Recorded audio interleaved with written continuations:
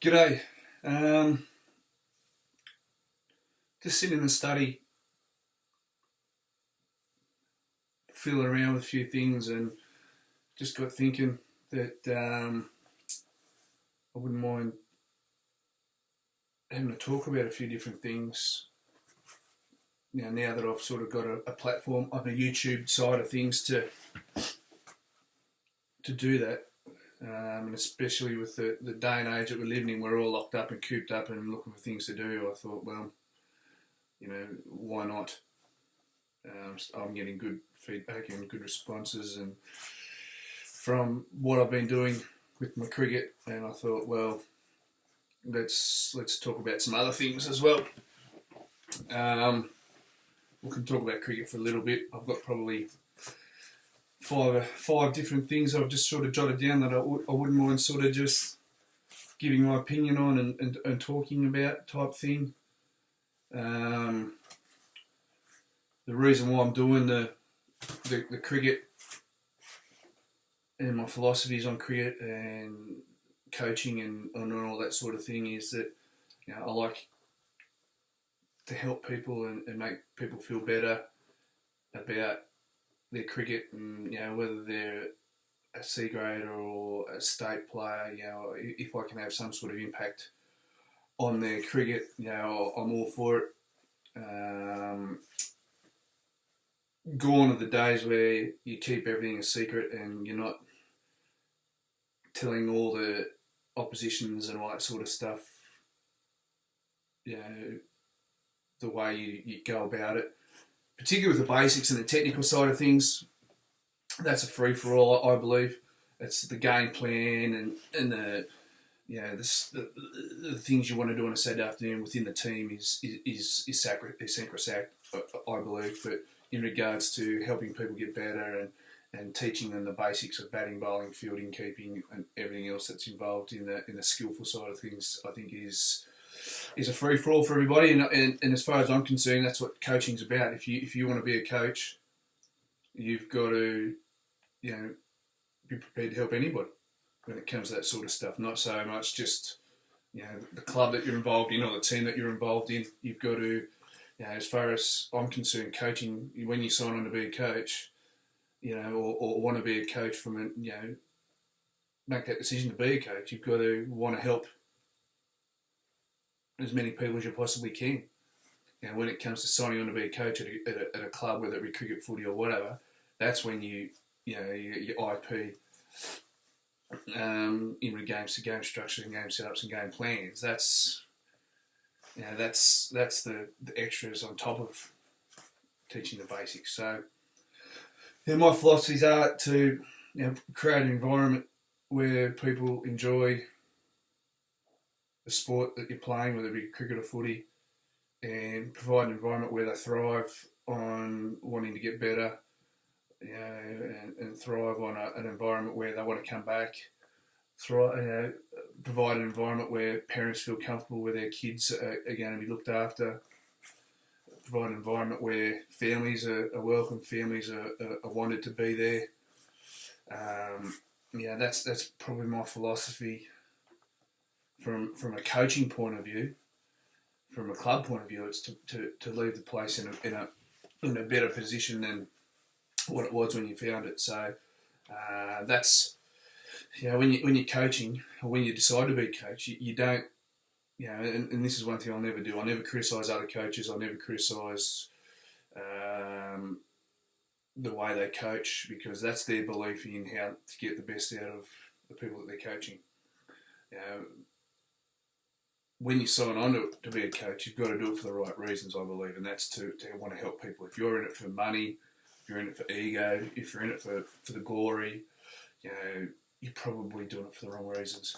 That's my belief, and that's one thing. When I decided to start doing these coaching videos, it's all about the way I do it and the way I approach, and my beliefs and my opinions, and the way I believe that things work for me. And when I start coaching other players, that's when the real coaching starts, because everyone's different. Gone are the days where you're coaching from the same textbook, the same. Everyone's coached the same. It's not like that anymore. So, um, yeah, you create your own coaching philosophy, create your own thoughts, create your own, the environment you want to coach in, and then you make it. Then you make it work. Um, the drills that I've been doing, they're not mine.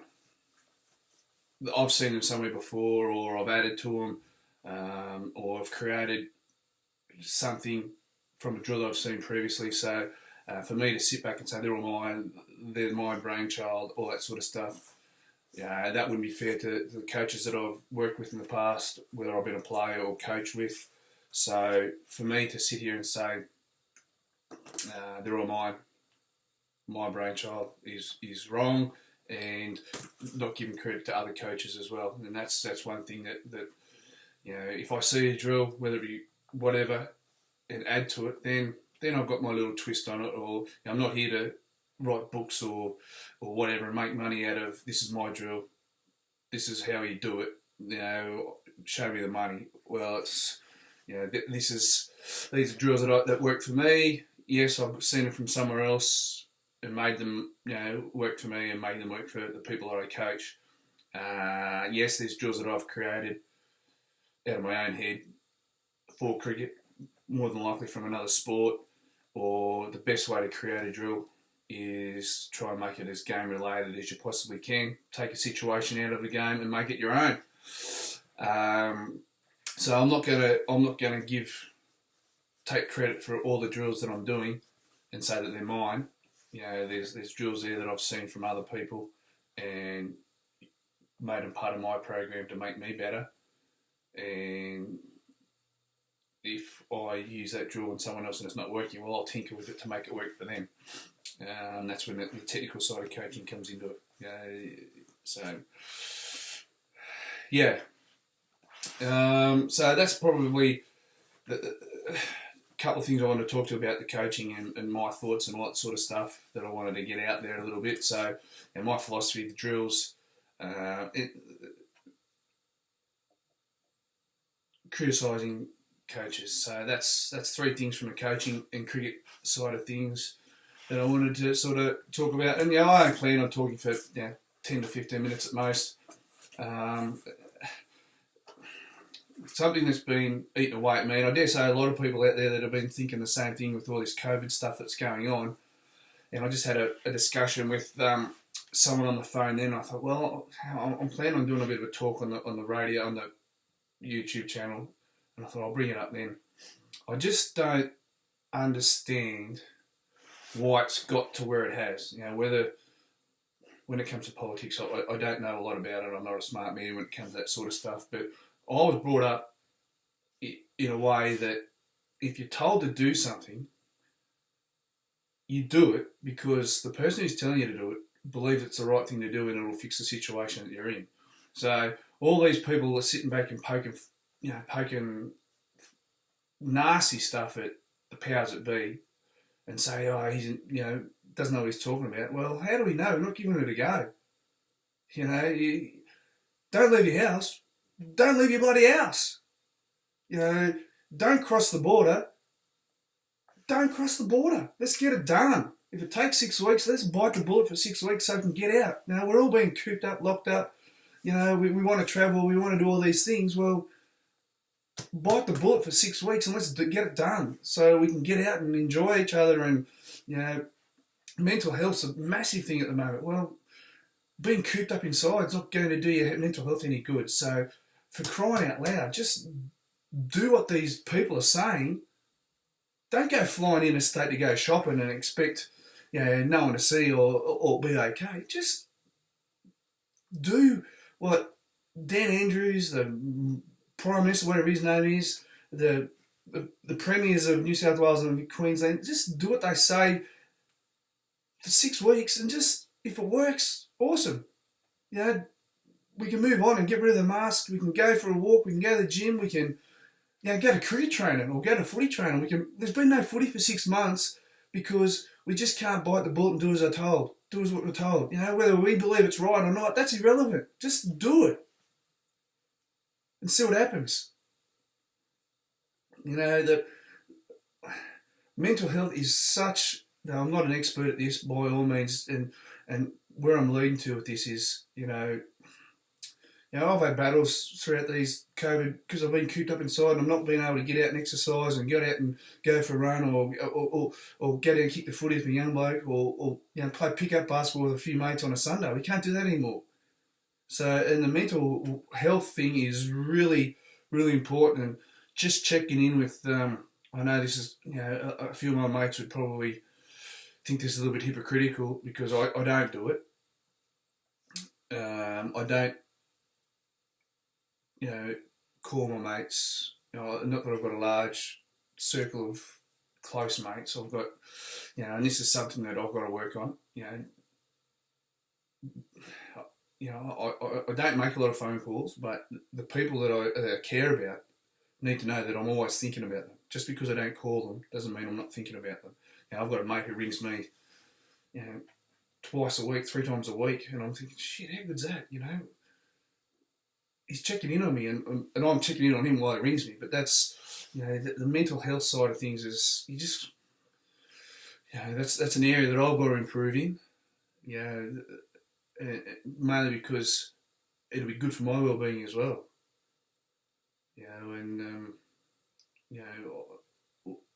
Check on a mate, check on a family member, check on whoever, workmate, just to, how you going? I'd rather do things face to face, but that's not possible. So I've got to get my head around making a couple of phone calls a week to people who I care about and who care about me, and just to let them know that, I'm thinking of them instead of me thinking of them and they're not knowing about that. So that's an area that I've got to work on. And the last thing I'm going to talk about is I just don't get, and this is where I might get shot down or I might be called a bit naive, I just don't get why people go out of their way on social media to shoot other people down. I might have done it in the,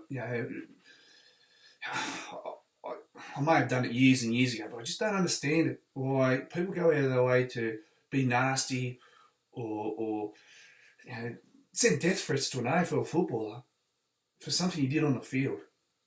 What drives a person to do that? There's people committing suicide every day. Why do we have to pile on and push people to these headspaces and for them to do this sort of stuff? I just don't understand it.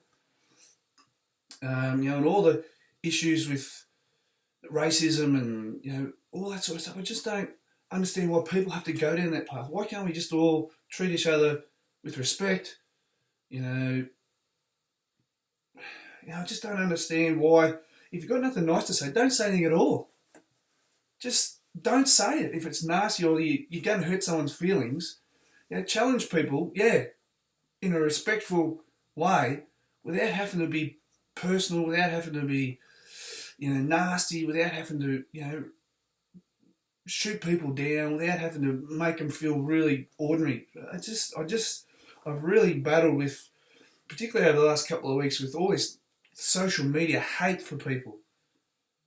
I'm not sure where it all stems from, but, in the words of a great man called Jackie Moon, who played for the Tropic Thunder, everybody love everybody. I know it's a silly thing to say, but how better would the world be if we just stopped hating on people? I know it's a bit deep and meaningful, but, well, maybe not meaningful, but deep, but I just feel as though that, I feel better now because there was, 5, 6 things that I had written down that I wanted to get off my chest type thing, and, I feel as though I've done that. I just, why? Why do people feel the need to hate on people? Why do people feel the need to be nasty all the time? That it might be, people might sit back and go, well, that's a bit hypocritical of me. And those people might say that on the background of how I played my sport on the field. you know, for those people who, I've got a piece of advice for people. Don't judge a bloke or judge a person until you sit down and have a beer or a cup of coffee with someone. Because 9 times out of 10, the person that you play sport against is a totally different person off the field.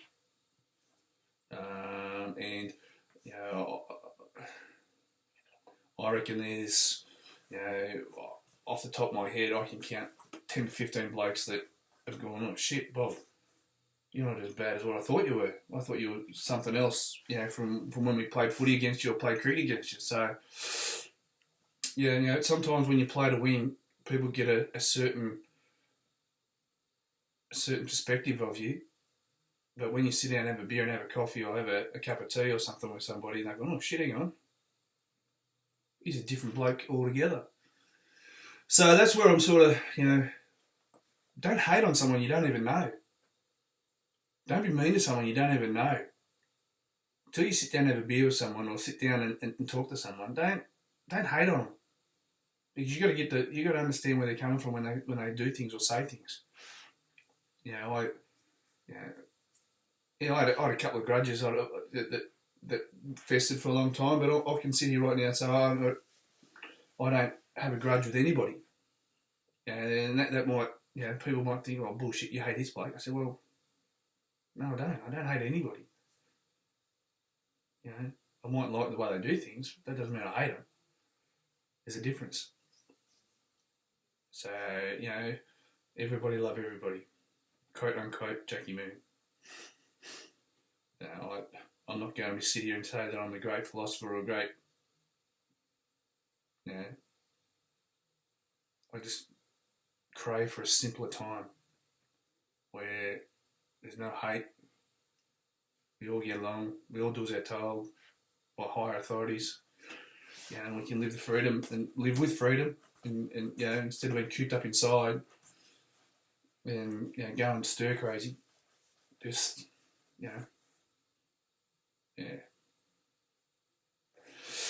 So that's about it. I just needed to. I felt as though I thought it'd be a good idea to just sort of use the platform that I've got now to say that sort of stuff. In the words of the great Vinny Chase, later.